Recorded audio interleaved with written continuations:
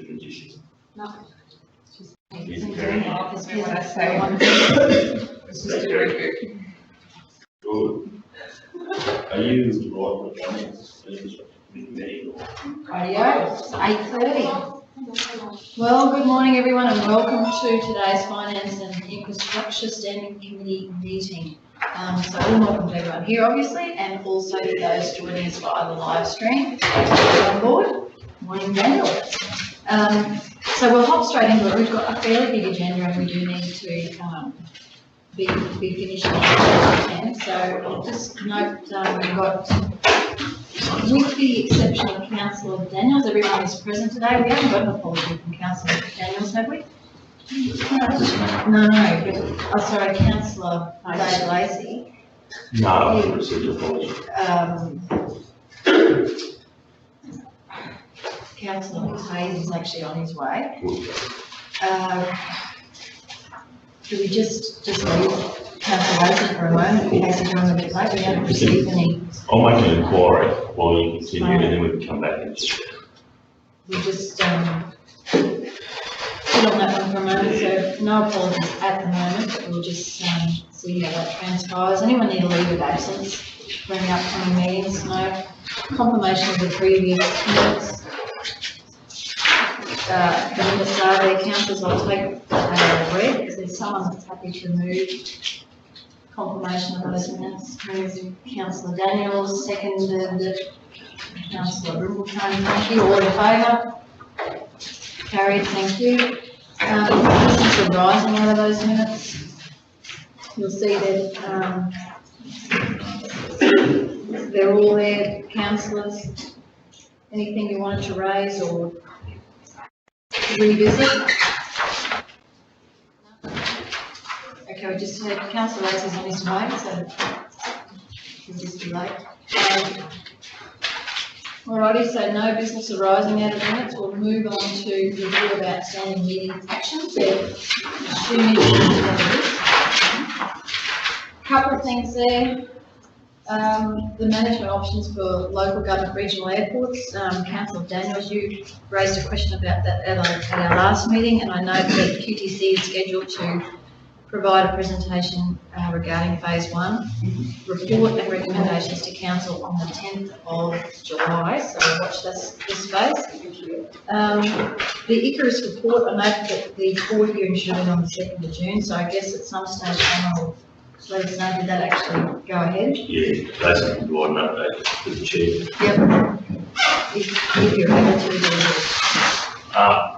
Perhaps try and provide that in a confidential session. So we might just get a report back on that at some stage. Yep. I know that should have happened. Have we heard anything on this state infrastructure fund maturing the investment, maturing the infrastructure pipeline program? Anything official yet? No. No, must be getting close. Morning, Councillor. Morning, sorry, No worries. Yeah. Just through the chair, Councillor Collins, we have followed them up a number of times. Yeah. And last advice about a month ago was that the decisions were trickling through, so we certainly can follow them up again. It's taken a lot of time. Yeah, that's one, because those are applications October last year. Must be any day or week. And the Blackwater School water supply note, and also the general business item around the slash of the note that they're contained in today's information reports. So, was there any other questions anyone had in relation to those outstanding meeting actions? No?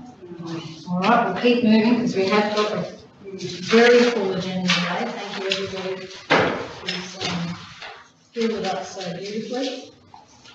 Material personal interest, conflict of interest, personal gifts and benefits. Anything to declare?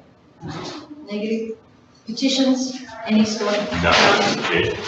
Righto, let's just keep cracking. Infrastructure and utilities, we have got a departmental update there, so I might just hand straight over to Gerard to introduce his team, or whoever's going to be speaking to that. I'm just trying to get my trips to this one because I'm going to talk about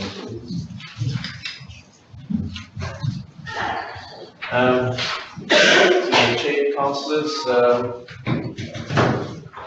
we've got a list of items that we want to provide updates on, so I'll start at the top and work through, and some of these topics would probably be best suited answered by my officers rather than me, but if there's questions, please fire away as we go through each item. We start off with slasher resources. We provided a summary of where our current rural slashers are based. We've got 2 tractor slashers and 1 spray truck that's also used for firefighting, with 3 staff based in Central. And North has got 1 tractor slasher, but no permanent staff allocated to that equipment. In the other depots, parks and gardens have tractor slashers that we utilize in peak times to supplement. With Contractor South has got 1 parks and garden tractor slasher, and East has got 1. And again, no staff assigned to it. At all times where it's possible, the infrastructure and parks and garden work together to prioritize the slashing tasks as required.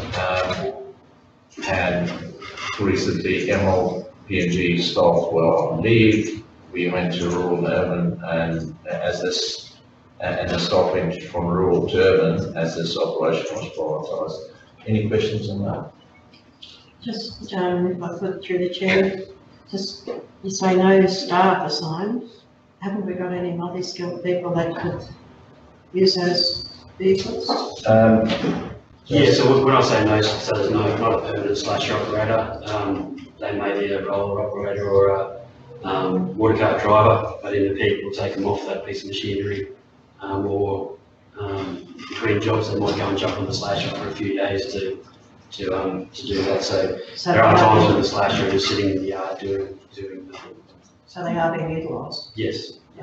Yeah, because it's probably very seasonal, I understand, the slashing activities, but just a question, I know, like the TMR main roads contract is like done separately. What do we do on council roads for slashing? Is that something that we undertake ourselves, or is that sort of work that's added onto TMR contracts? So it's, we don't treat them any different. So any sealed road is slashed.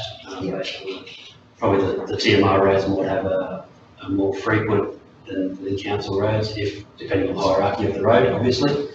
But we might put out a contract that will have some council roads and some TMR roads, or we might send our own crews to do both. So they wouldn't drive past the TMR road that needs doing to do a council road. They would do the whole lot in a loop. But what you're saying is that the council roads often don't get done with the frequency that the main roads do. Potentially, yes. It's on a case by case scenario. Yeah. Okay, thank you. Chair, through to Jason. It's been brought to my attention that the Springshore depot has got slasher and tractor, but not equipped for fire. Case of fire, so can that be sorted, please? Yeah, for sure. Yeah. Something we are aware of and looking at. Apparently it's just sitting there because they can't use it because it just doesn't have that. Yeah. We have other scenarios where the pump isn't strong enough, like an electric pump rather than that. So I think that's a bit of the case in Springshore too, isn't it? yeah, that's right. It's only a little tiny slasher. So yeah, aware of that and trying to get them fixed as well to up to standard.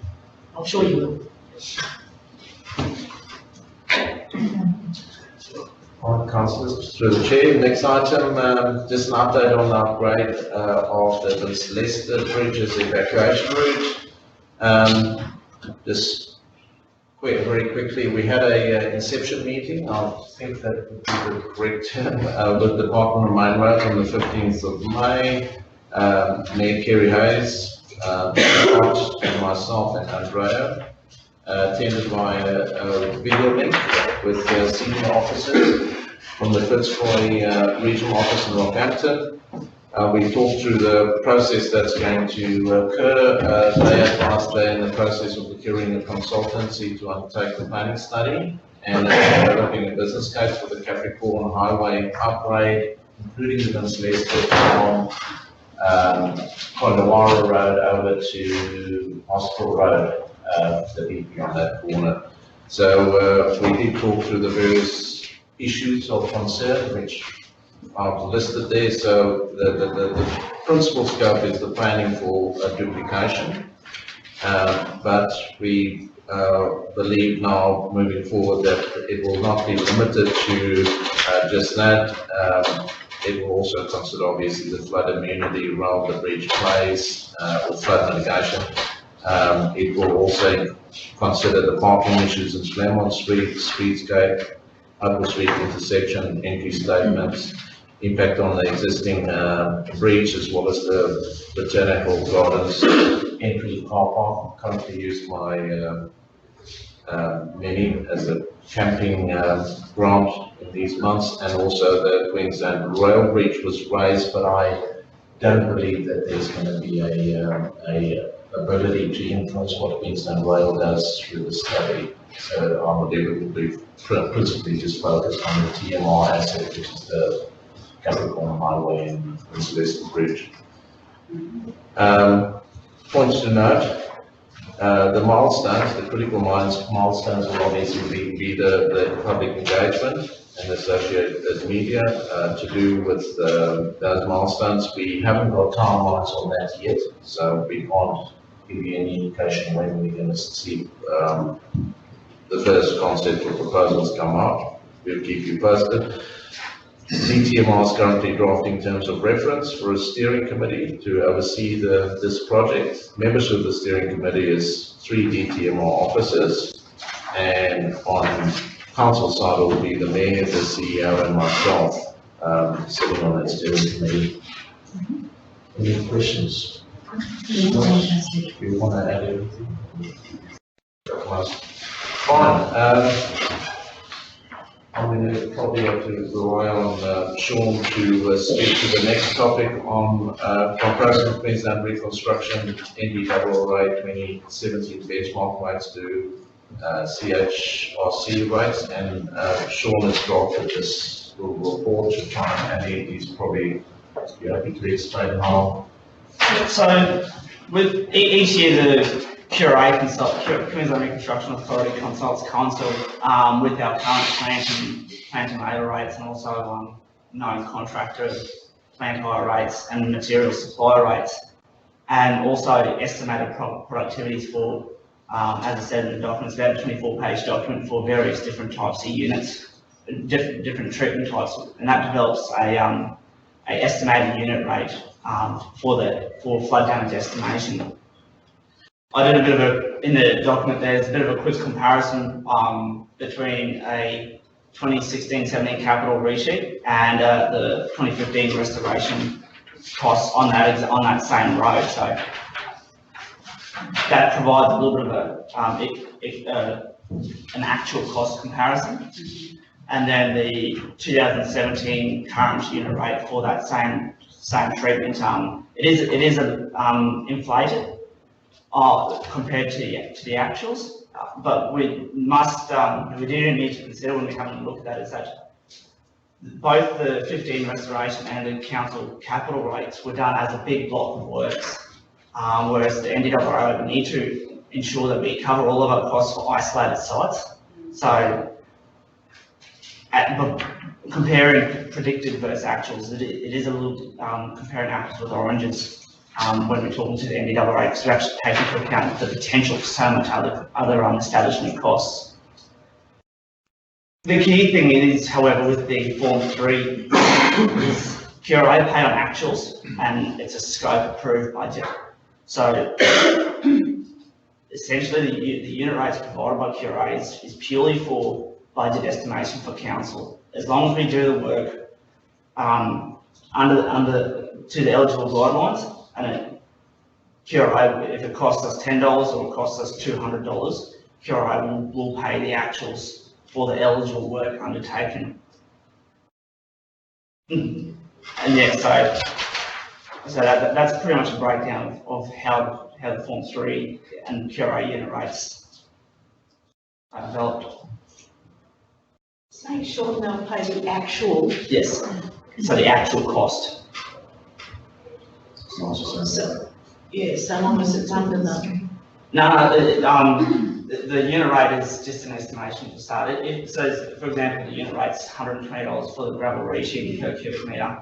If we go out to tender, or we do it ourselves, or we go through subcontract arrangement, and it costs us $200 a cubic metre, as long as we can demonstrate that the work that was done was eligible work to the approved scope, they'll pay the $200 a cubic metre. Makes sense.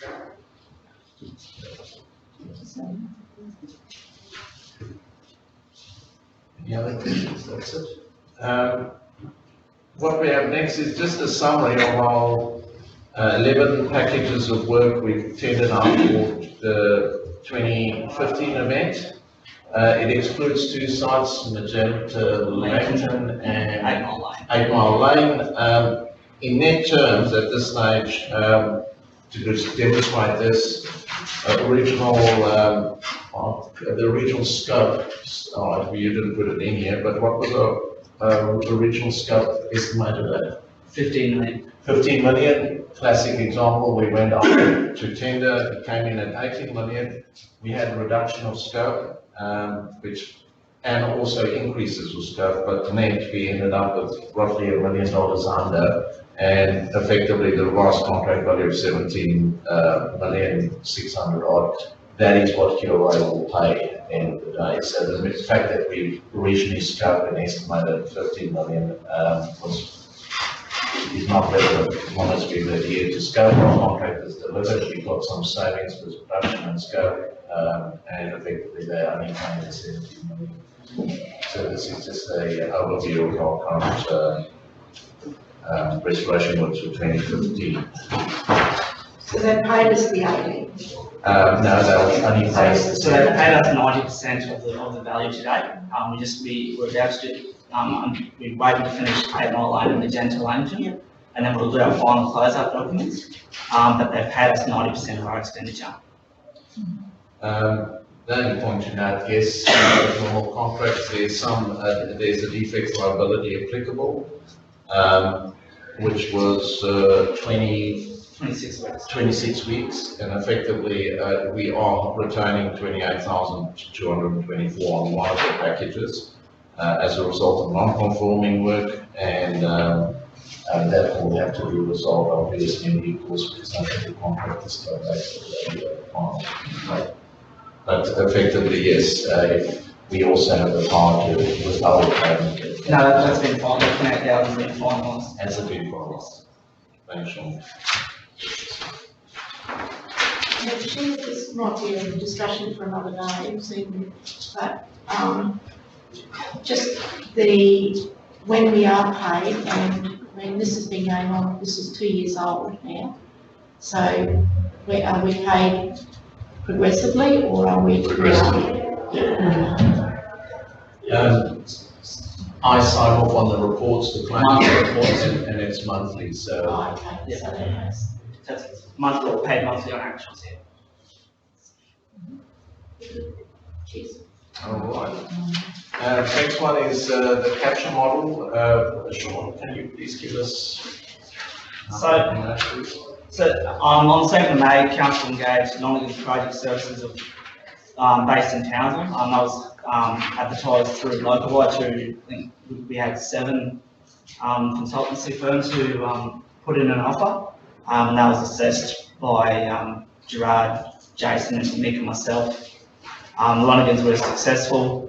From the learnings that we had in the 2015, and also goes back to the 2013 event as well. In an effort to improve the safety of our works, we identified that we should be stipulating a minimum site distance. That's to allow for constructability, so we're not getting the camel hunt, but also allows for transition of crossfall between the existing, the standards set by our own specification and then back to the existing.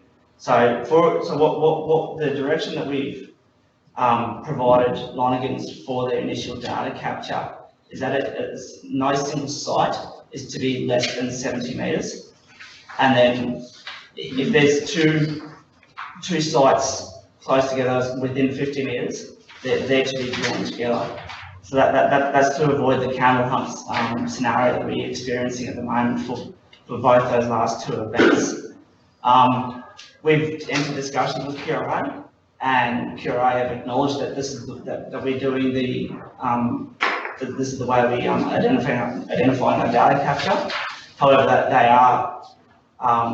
they are unwilling to confirm support until it goes through their proper assessment model of showing them the evidence. So Sean, if they don't accept that new criteria, what will be the result of this? It'll be a negotiation with the assessors, and that will just be a reduced length of site. Okay.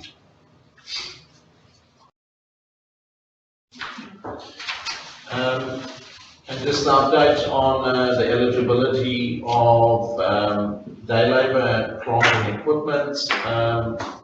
As advised recently, council has got a claim in for 107,781.60 cents for activities undertaken since 2013-14. So that's just an update. We've checked our figures, and the QRA has reviewed. They've paid us. Yeah, and they've paid us. Queensland Rail licence renewal. So just on that one through the chair, we may have checked, but that's their calculation based on what we've declared on claims that was an ineligible costs when we made the claims. Yes. Because that's knowledge they had. Yes. They've also recently, through their presentation to the Western Queensland Local Government Association Annual Conference in Barcall, and encouraged the councils, and there are a number of councils that knew that those costs were ineligible and never divulged them on the claim forms. So they could have borne costs that are eligible for reimbursement. So if we fall into that category, Yeah. So there's an opportunity for us to make a claim and have those expenses paid. Yeah, when we were doing the emerging works submission, we did consider whether we pull out what we believe was an eligible cost. But after several discussions, we decided that we'd include the known and eligible costs to represent to QRA what the actual cost of emerging works was. So it gives them the true reporting, even though it's an eligible day labour cost, they can still report on what it actually costs CHRC to deliver, not just this was the eligible expenditure. So we declared all of our expenditure for that event. Right. So we wouldn't be out of pocket for anything beyond what they identified. Not for that event, no. Right. That's good. We move on to, that's it. We move on to the renewal of the licence for the car parking on Claremont Street opposite Fairman Bakery and Excel's 50 rental for another 10 years. That was just a procedural matter. Just signed our new RNPC contract for 17-18 financial year with the Department of Transport Main Roads for 3.25 million. Just broadly, the items currently schedules covered currently are just listed there for your information. That does not mean we won't pick up extra maintenance works towards the end of the financial year, as we always do. Just a summary of our gravel. Just a quick question, is that a reduction or is it the same amount as the previous year? Increase Increase. $150,000. Nice, that's a nice change. Big increase on a couple of years back, didn't it? Yeah. It's gone from about 1.8, 1.8 and 1415 up to the 3. This will do. Gravel pit database, and Glenn Spies has done a lot of work on that for us over the last period. Just the parameters under which we can extract material from borrow pits to use on local government roads. If the property was freehold prior to 1990 and it's less than 5,000 tonnes in 12 months, we just require the landowner agreement to extract the material. Obviously, then greater than 5,000 tonnes, we have to add it to our environmental authority and obviously pay royalties on it. the property has been freehold after 99 or is leasehold, we obviously require a sales permit. Same applies if it's greater than 5,000 tonnes, we have to add it for environmental authority. Based on the above conditions, we have a database, firstly, identify locations, and at this stage we have about 300 what I would call registered pits there. And we are going through the process, obviously, reviewing that list continuously. I don't think we've completed that piece of work yet. That's still ongoing. Just through the chair, how do we get on our own land? Like it's saying property owners and that here, does that apply to CHRC as well, or can we like Capora pits like we used to in those? No, it'll be the same process. We are the property owner, Yeah. so we treat it the same as anyone else. State controlled roads? If the gravel things in the road reserve you mean, that's probably something that I need to clarify because I don't know the answer to that one, sorry. So Glenn Spies has been on with this project. Get back to you. Is that just a response back to all councillors if you know the answer? This means, we've touched previously for the councillors to be part of the NBAA deliberations for the Central Islands Contractors and Farmers Association. We're also moving more and more away from DTMR specs for gravels and focusing more on the unsealed road manual guidelines to good practice that the Australian Road Research Board has produced in terms of how we source and how we specify our gravels that we want to use. Briefly, a topic that was brought up as well at that same meetings is the question about blending. The last point covers that issue. And yes, it is possible to blend material from an additional source, but it's not a exact science, and it is obviously fraught with risk, and that has to be considered with other matters such as haulage distance, etc., or haulage costs. So yeah, the jury's still out on whether blending or just gravel resheeting is a necessary or viable option.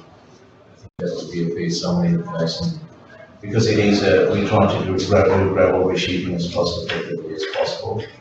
And if you're pushing around about $8 a ton, in the bottom end of the range, you don't want to start paying $50 a ton to provide gravel resheeting when you're basically mopping your number would be possible to be producing. Any questions on this? Just a comment, Gerard, on that one. I think at that meeting we were actually commenting about a particular gravel source, and they're basically across the road from each other. So that was, I think, so we were there to go. Yeah. And in that case, yes, we would specifically have to look at that when you're out there again, but other than the alright, sheeting, any other sheeting of wheel road. That's Just said council capital works reshoot. This one actually, yeah. and maybe source from that. I'm not too sure where it was.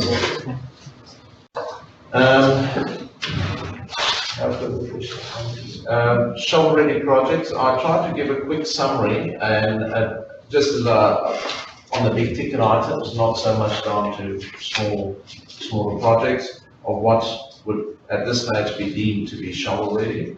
As a norm, our TID and our R2R funded road projects, which is traditionally been called pay and seal, we deem them all to be shovel-ready. I included in there Mulcahy Road, which is currently in a round of BOR, and I'm trying to remember the other ones that you just applied for. But in any case, it is up for funding consideration.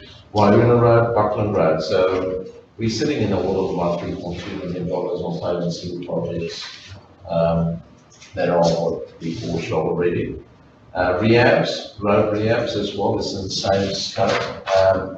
Minor geotech to detail what type of rehab treatments going to be utilised. Our floodway betterment or resilience program in the order of around 1.516 million, that is also shovel ready. We've got the remaining excavation sites in the Nagoa River, which currently is still being shovel ready, although we'll probably have to review some of our approvals and permits on that.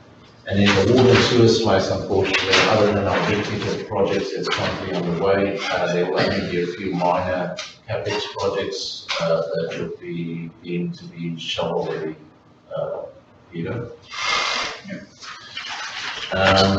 In design, very quickly, we've got the Sequid projects, which is the Bonnie Highway intersection and Bonnie Road, which is currently in design.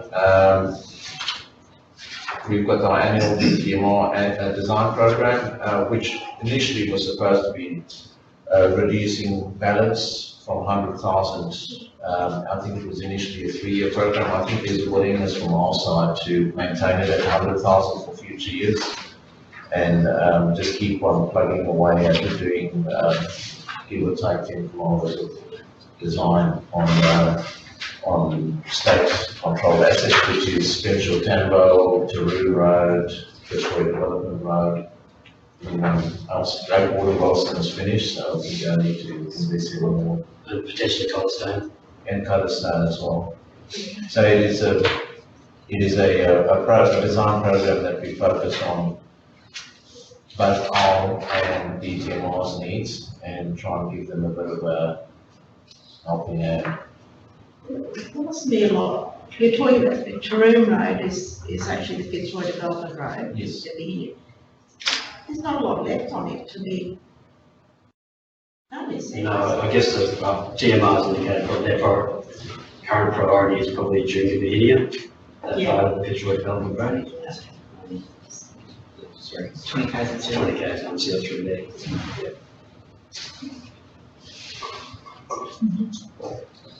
Any further questions on that? And then the not shovel ready ones, there's quite a few things currently on the radar.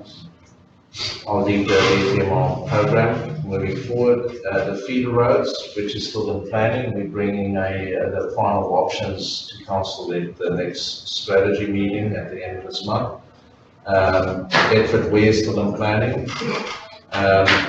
We're looking at access arrangement for Ag College and the future entertainment evacuation centre. LN1 Brain is still in on the list. Western Bypass, clean out of the Nagoa River. We're hoping to get an Emerald South transport study up, similar to the one we did for the Central CBD, which resulted in some of these new roundabouts over the recent past. That will result in some projects. Mobility friendly street plan for CBDs, water and sewer, only minor capital works, and obviously the water planning for Yamana Enterprise area on the back of the structure planning that the DAP team is currently commenced. So that's just a short summary. That list we can maintain and develop it and give council updates on that regularly. Through the chair, is that this there, the A to K, not shovel ready, are they on the program for this current financial year? In terms of funding, some of them are in planning, but in terms of design, not all of them are committed for design. So the point is that some of them are literally just in planning, so they are not in that space that we necessarily have a budget allocation for design for any or all of them. We've been talking about the Bedford Way ever since I've been sitting this side of the table, and I think we should do something about that. I just, it would be nice to know how many of those are going to get done this year. And also, probably that mobility thing you've got there, I know the Commissioner's looking for that. It would be nice to know which ones you're going to do this year. I think through the chair, the budget will outline which individual projects will be completed or components of projects will be completed during the next financial year. Some of these are longer term proposals and they will take time. Some need to go through a planning phase and then a preliminary design, then a design, and then there'll be a need to set funding for delivery. It would be nice to know which one's going to be done first. So the idea of the report, councillor, is to give you an update on what's at that shovel-ready status now and what's being progressed to shovel-ready status. If we can provide further information on exactly what the maturity is of each of those projects, if you like, it's no problem at all. But as you're well aware, we're limited by the resources we have. The key is to have as many of these shovel-ready projects as possible ready so that we can put them forward for possible funding, and that's what we're working towards. But if there's anything there that's a particular standout or anything you want it to be at the top of the list, provide that direction and we'll make that happen. It's no problem at all. Through the Chair, Councillor, I can actually give you an update that I'm wood shopping over the other Wednesday, Friday with Isaac Regional Council and the consultants. We're wood shopping the final options on Bedford Field. So the planning part of that is getting, I think they'll be able to bring to council a final decision of what we recommend should be the solution. And then obviously then we can, everybody's in agreement and all the potential stakeholders, including Isaac and other mining companies that's involved, if we can get a multi-party agreement to progress with multi-party funding potentially, then we can go to straight to final design. Just thought I'll speak that one in. Can I ask Jason Lillian to speak to item 11, please? Yeah, so this is through the chair, this is the stormwater drainage issue in Comets, which has been ongoing for a number of years. We've had several discussions with TMR regarding the ownership of the issue. They finally came on board and presented a design to council to price. After reviewing the design, we declined to give them a price based on the unsuitability of the design, in our opinion. So basically what they had presented was an additional 5 metres of concrete on the end of that concrete spoon drain, which would only move the problem 5 metres up the road. It wouldn't actually solve the issue. So based on council's not wanting to inhibit council's reputation of building that and having the same issue, we declined to offer a price and propose a site meeting where we discussed the issues and they recognised that it probably was an unsuitable solution. So it's back on the drawing board with them. Again, they've indicated the funding that they did have allocated probably will not provide a suitable solution at this stage. So it's in limbo again. Through the chair, we can't just dig a big hole, fill it with rocks and top it over so that we've got a drainage pit there. Like, it is a problem, has been a problem for years and years. Surely if you did that. Yes, so through the chair, I guess that would be okay in a small situation, a small shower situation where water would sit in there, it would pond in there rather than ponding on the road until that fills up, and then you're in the same issue. So that would be a temporary fix. What the ideal solution would be a culvert across the highway, shooting it across the outside and an open drain down to the lower bit. So it's pretty expensive, isn't it? Yeah, but it's not. We're not talking big dollars, like less than $100,000 we have it completed, but they're talking in the vicinity of their current budget is $20,000. So, I got a gravel would help in the region. Yeah. Thanks for that. I think that has been very helpful. So I thank all the former days not really this. The flashback to these previous communications on this issue.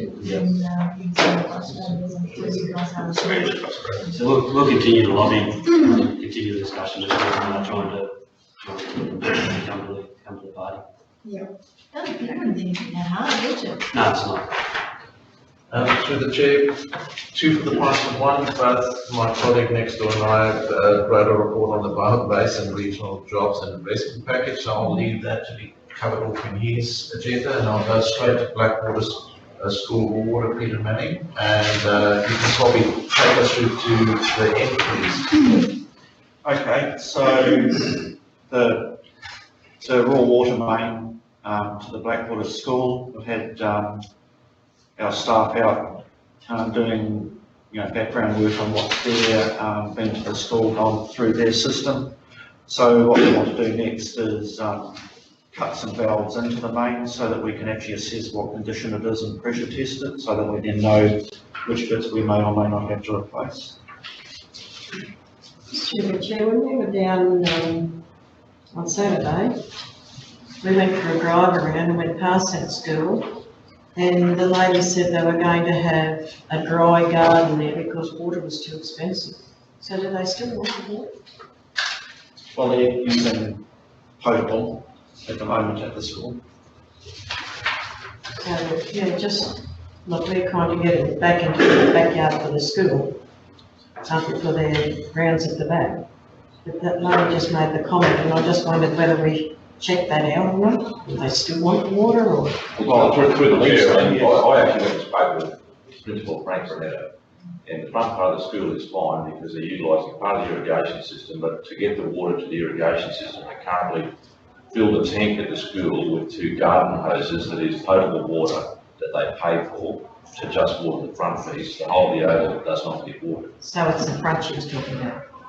Well, the front part, they've actually just adapted, they've paid $55,000 to install an irrigation system to put the raw water around the school, and then we cut it off.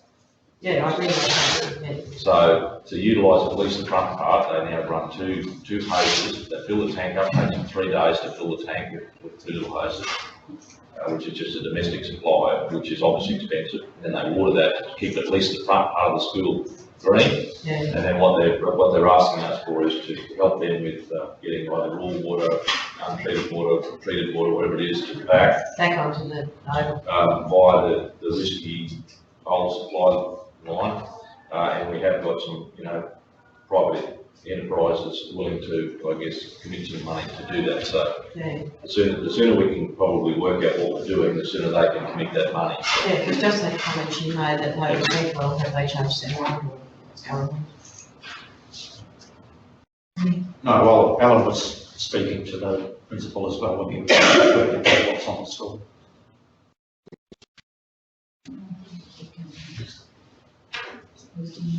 Peter, next one, please.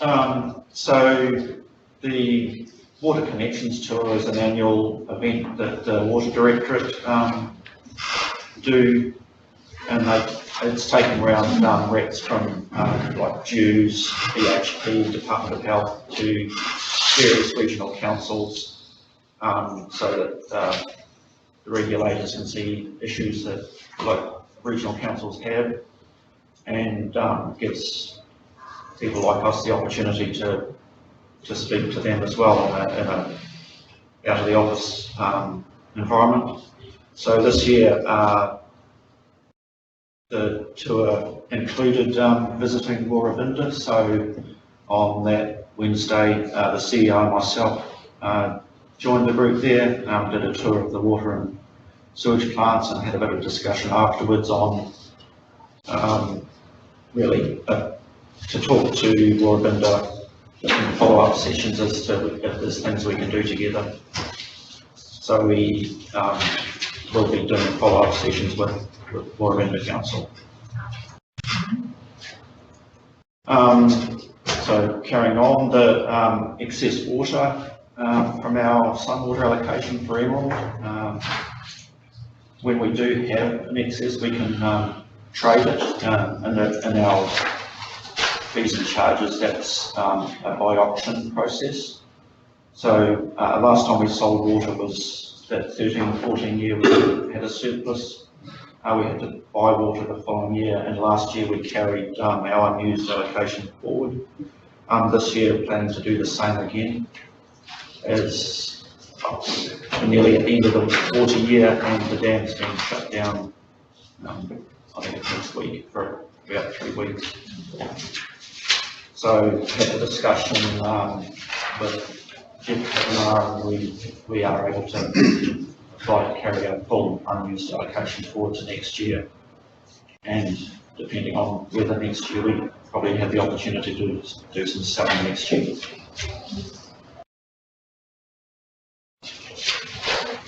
And the last item was just there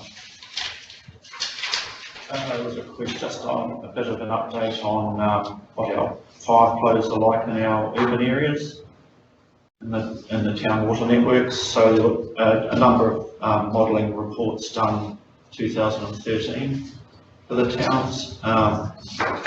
Predominantly the larger towns are generally, the modelling showed generally compliant with the requirements for residential firefighting in particular, and mostly compliant with commercial with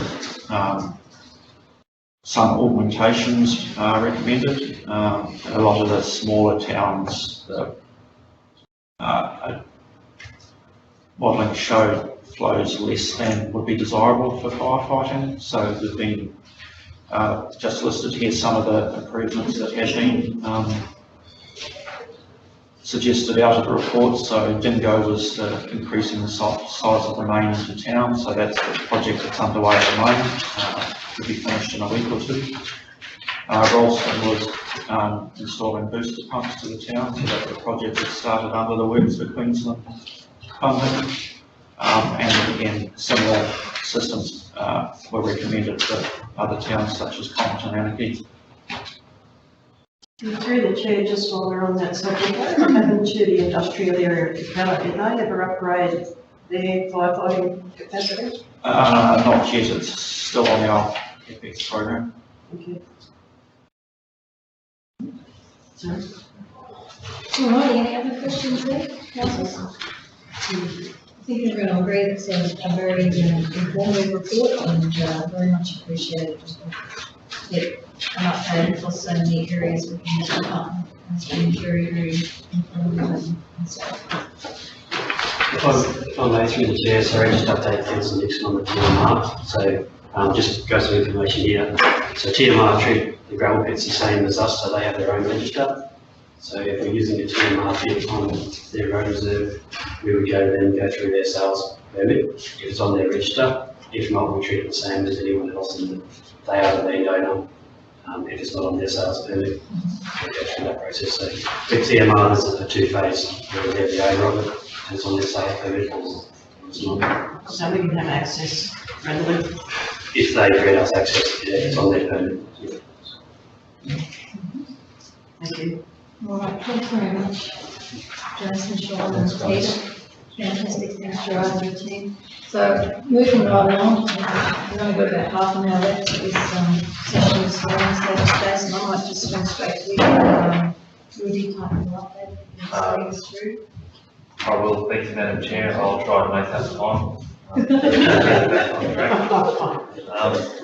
No Councillors, I will ask the Manager of Assets to talk to items 1, 2 and 6 on this report, predominantly around those key areas, and I'll talk about the funding requirements thereafter. Margaret, if I can get you to start on those. Thank you, Jason. Good morning, councillors. Items for discussion today are chattel options and resource bank management before I talk about the stroke voting learnings a bit further on. We have approximately 30 items for disposal within July. There'll be widespread advertising of the auction as per requests from previous meetings that maybe we've had some gaps in that, in letting our community be aware of what was available. And it will be held locally, and we'll do widespread advertising of that auction. We have actually 3 on our panel, and over the last 12 months, just for a little bit of background, we've sold 85 pieces of plant and equipment, and have received well over the reserve of approximately $100,000 over the last 12 months. So I anticipate we'll get good outcome from that auction as well. In terms of the resource bank management, it was in the last either strategy meeting, through the CEO, that there was a conversation about that. We have commenced what would I say is a draft audit. We've gone out to all of our communities in terms of the depots and workshops and just had a quick scan of what was appeared to be surplus to council's requirements in terms of equipment. That hasn't been confirmed with each of the business owners, but we're drafting up the scope of works for us to actually go out and commence that. It will actually be quite a large job to understand the inventory and then draft a process for which we will then be able to engage with those various communities about what is available, and then all of the legalities that are associated with that as well in terms of people taking equipment, etc.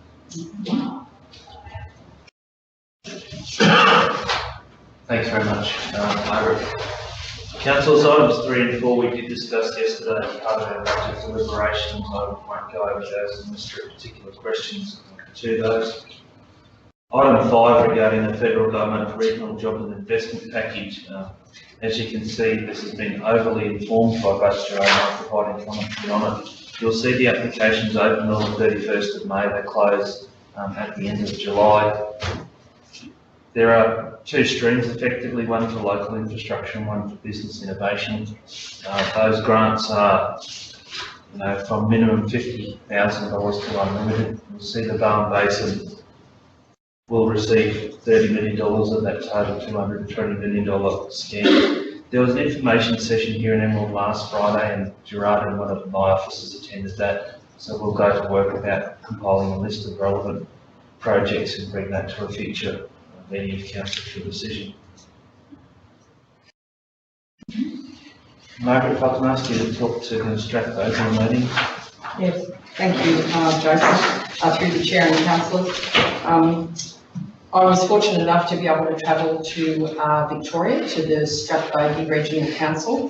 The context behind that was that the municipal Victorian Councils Association, similar to our LGAQ, over the last, I suppose, 10 to 15 years have had a focus on asset management. I would say nationally, they were probably the leaders in that.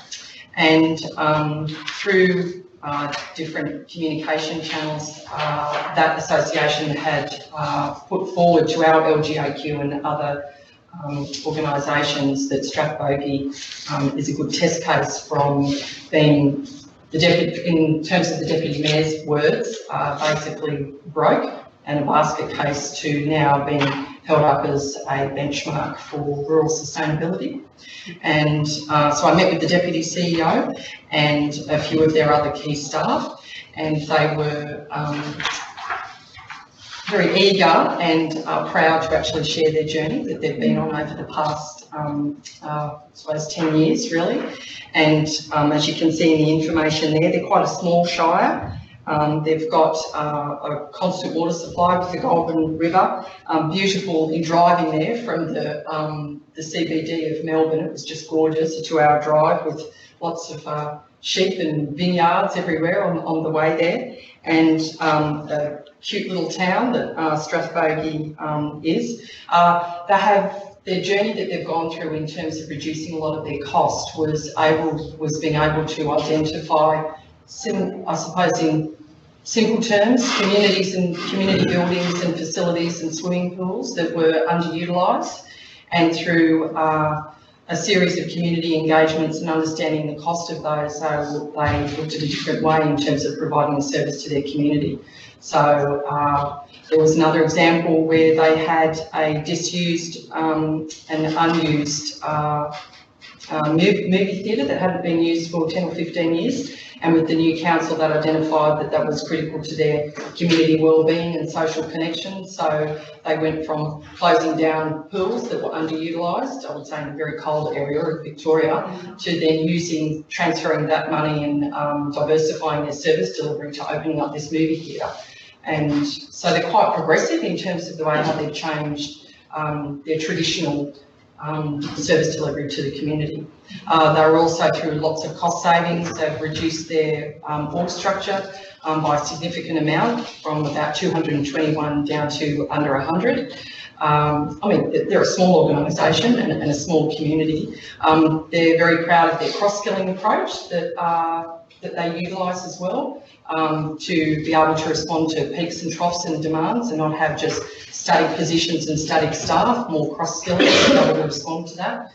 They closed their renewal funding gap from about $12 million to looking at $2 million within the next 2 years.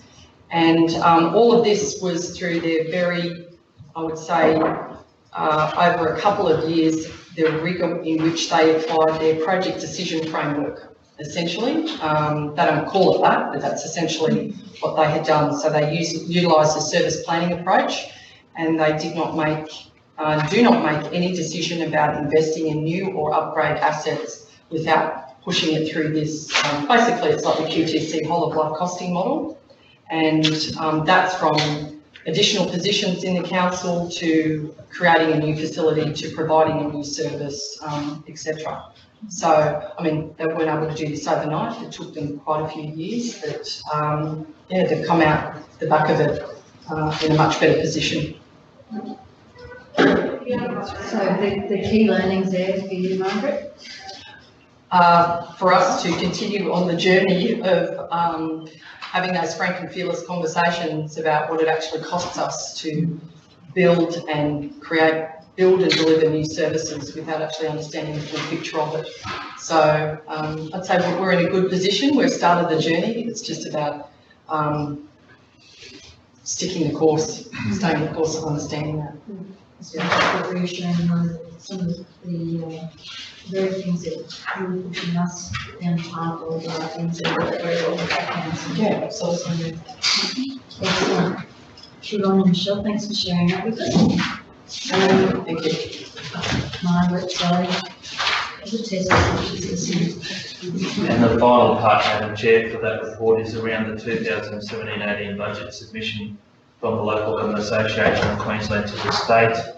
Councils will be aware that the state government delivers its budget this afternoon at 2:30, and we'll keep an eye on what those outcomes look like for local government. I won't talk to all of those points, Madam Chair. There's probably 2 or 3 I'll talk to. The first one, dot point number 1, is obviously seeking that continuation of the Works for Queensland funding. That's been a exciting and I suppose useful program for us in terms of delivering small projects into our communities. The submission seeks to broaden that to the whole of Queensland by including South East Queensland, who weren't part of the original fund. But if that funding of 300 million comes forward, I'm sure Council will be able to avail itself of those smaller projects and deliver those.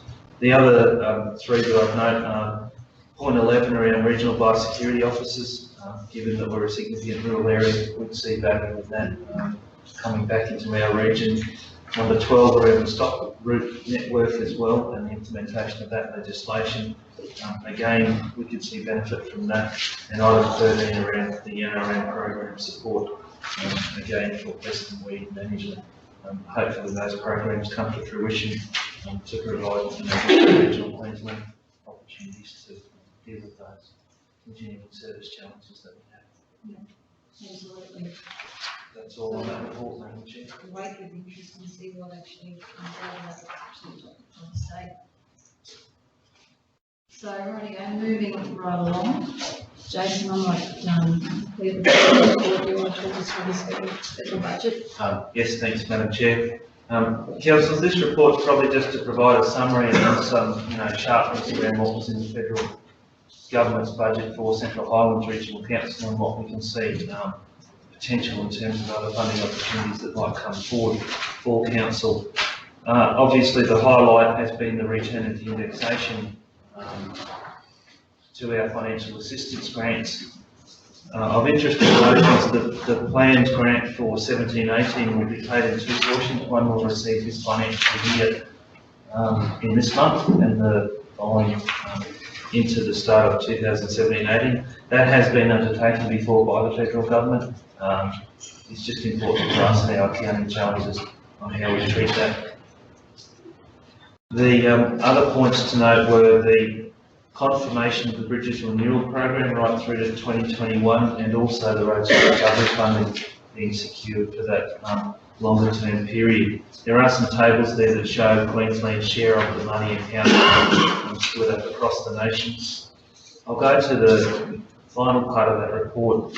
There's $37.3 million towards projects funding the Northern Australia Roads package, and I'm sure that again is something that we may find access to.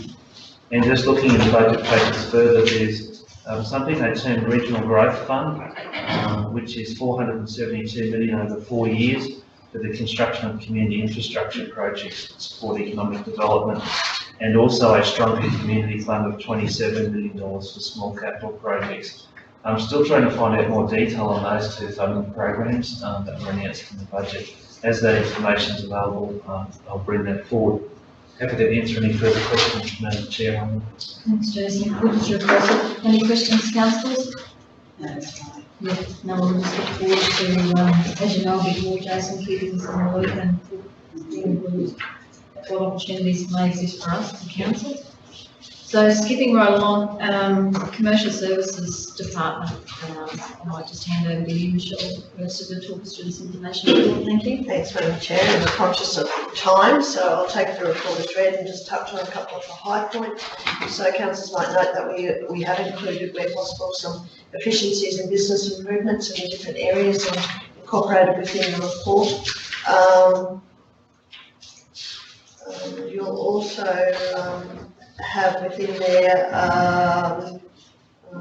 native title update coming from the former Marianne Uren area, so looking to incorporate that as updates that have occurred during that month.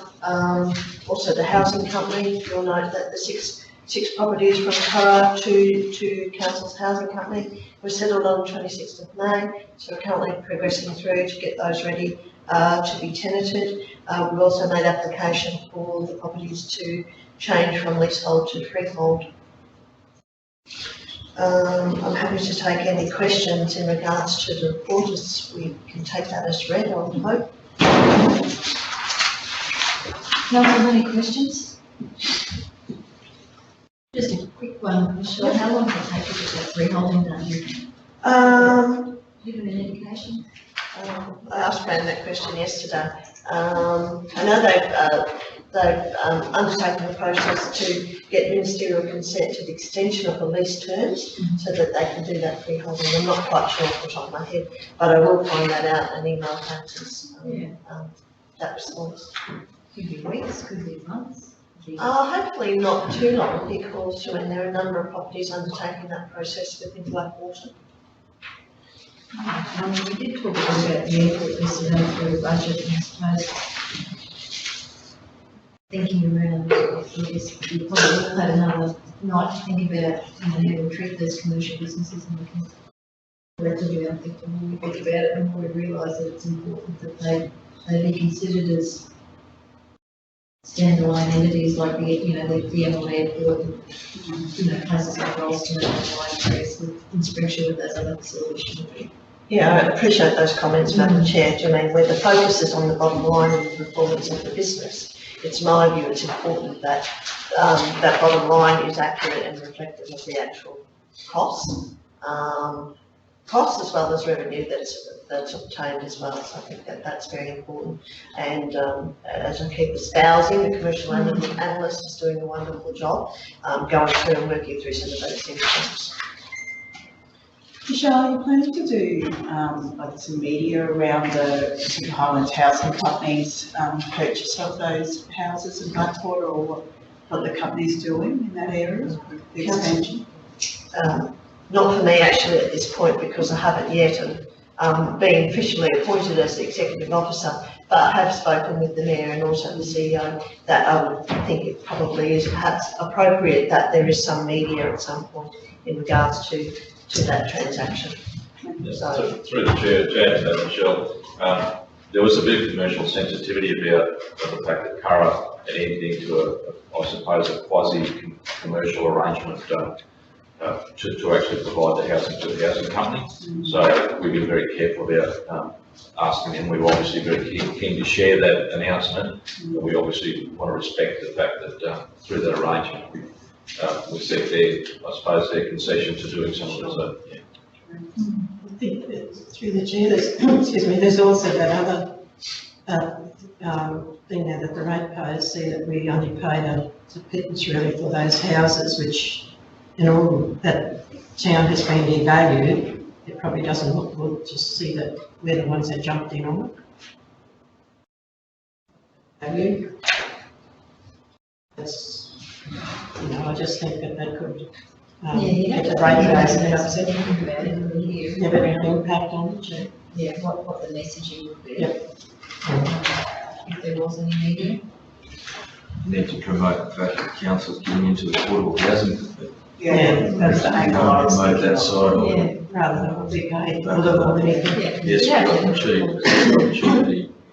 Yeah, I think, as the mayor says, got to be pretty sensitive about how we promote. There would be a lot of people that wouldn't know about the housing company. So it just might be an opportunity. Right, councillors, any other questions there in relation to Michelle's report? Michelle, a lot of great information in there. Thank you very much. I just feel we're under such time pressure that I feel like we haven't really done justice to the report, but certainly there's a lot there for councillors to take on board and note, and we really appreciate the effort that's gone into that report. If there's no other questions, I might just skip on to the CEO's report. Thanks, Madam Chair. Look, I won't present it because it's only information. That's the idea behind a lot of these reports is simply information. They provide an opportunity for council to ask questions or for a further report. The only thing I would add is that the Palaszczuk government has indicated that it probably put up $4 million to support GAPSI, and that would be to complement an Australian government commitment. And after the release of the federal budget, Barnaby Joyce did announce that he would find funding for the continuation of GAPSI, so it's good to see both tiers of government saying the right things about that important initiative. Thanks, Madam Chair. No worries. And you've got another 12 months on that. Oh, it's up to December, end of December, this year, so not long, half a year. Have you got it that's been extended by then? No, but that's my ministerial appointment expires then, and we were only given an extra 12-month extension to try and, well, basically, to make sure the strategic management plan was reviewed. That's really the reason behind that extension. So, Just through the chair, I'd just like to make a comment on the process now with the much more informative and touching on all the issues that are current. I really found that quite interesting and very informative and transparent. So to change that way, I mean, that's really good. Really appreciate the effort that's been put in. thanks, Councillor. We certainly appreciate the opportunity to put it together. Yeah, the first time in a long time we've had such a very comprehensive. We're pleased to say comprehensive screening information across all the departments.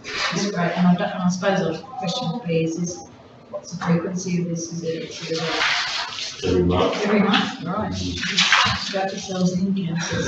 Coming your way. All right, is there any general business? Thanks very much for your report.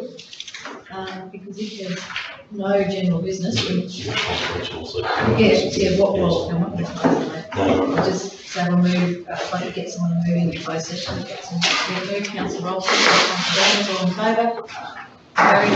Right, we're moving to closed session. There was only